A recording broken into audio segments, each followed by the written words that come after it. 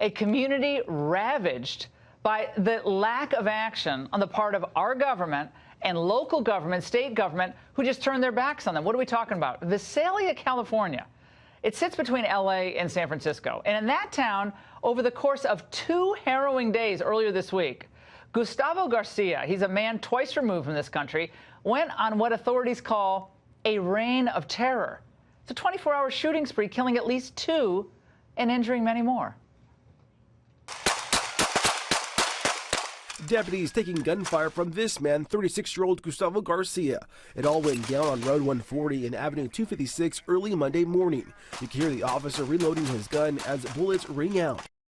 Now, while the circumstances of this are tragic on their own, the run-up to it is even more so. 2 days before this reign of terror, he was arrested by the Tulare County Sheriff's deputies for being under the influence of a controlled substance. He was held in the county jail for about 10 hours before being released, even though ICE officials had issued an immigration hold on him. You see, this arrest wasn't Garcia's first brush with the law. He has a violent criminal past. Immigration and Customs Enforcement tells Fox 26 News Garcia had been deported twice. In the past, the sheriff's office could have alerted immigration because of Garcia's extensive rap sheet, which includes armed robbery more than 15 years ago. Now, you might be asking yourself, why did the cops let him go despite the ICE hold, especially given his past? So was it the police's fault? ICE did file a detainer as soon as it learned of Garcia's arrest Friday. And this would be enough to keep him in custody in other states. But Sheriff Boudreaux says his office no longer recognizes those detainers, and it can't reach out to ICE for misdemeanor crimes. Tulare County Sheriff Mike Boudreaux said before SB 54, which is the sanctuary state bill, Gustavo Garcia would have been turned over to ICE officials. That's how we've always done it. After SB 54, though, we no longer have the power to do that. We should note the Tulare County Board of Supervisors voted to adopt a resolution opposing California's sanctuary state law in May of this year. And even though it's kind of symbolic, it does show a citizenry standing up for common sense. Joining me now is the Tulare County Sheriff Mike Boudreaux. Sheriff, I know our viewers across the country are watching this and they're shaking their heads going, how can this happen in the United States of America, where we emote morning, noon, and night about the tragic circumstances of people who are trying to come into the country? And I get it, they're tragic circumstances. It's tough. But yet the politicians, did you get a call from Pelosi? Did you get a call from from Gavin Newsom? Any other, officials in California concerned about what's happening there?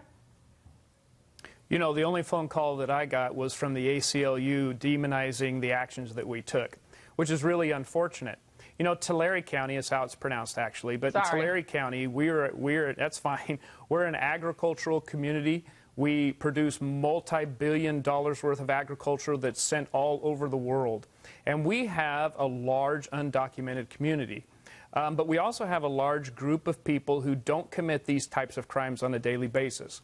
I think what our focus is on is the criminal element that ends up in my jail, that I no longer have the tools to reach out to ICE, my counterpart, my law enforcement partners, and I'm no longer able to recognize the detainer through the sanctuary state law, as well as the Ninth Court Circuit indicating that the detainers don't meet due process. So because of those two combined efforts, we no longer can telephone ICE and even ask the question, why is this detainer placed, nor can we recognize the detainer itself. And I think Sheriff, hold on. Can you give a heads up to ICE? Can you give them a heads up? Can you give them a heads up? Can you call and say, we're about to release this individual, or we have this individual in custody, even if they can't come and interview him or examine him? Is there any notification at all you could give to ICE? We're not allowed to talk to our counterparts under these laws. Where's the conservative lawsuit against this? This is just an outrage. Hold on, I got to play something for you, Sheriff. This was Nancy Pelosi's claim about what sanctuary policies actually accomplish. Watch. Our city of San Francisco is a sanctuary city, and we see it as a place where it makes us safer.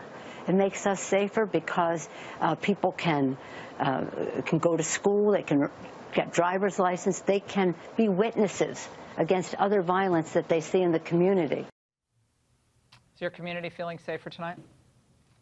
They're not feeling safer. But I will say that we're not against our undocumented community. We're not against immigrants. We're not against Dreamers or DACA.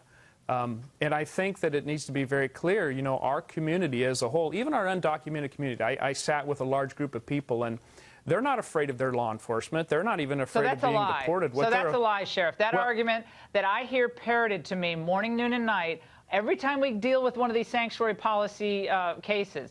We did this in New Jersey a couple of weeks ago.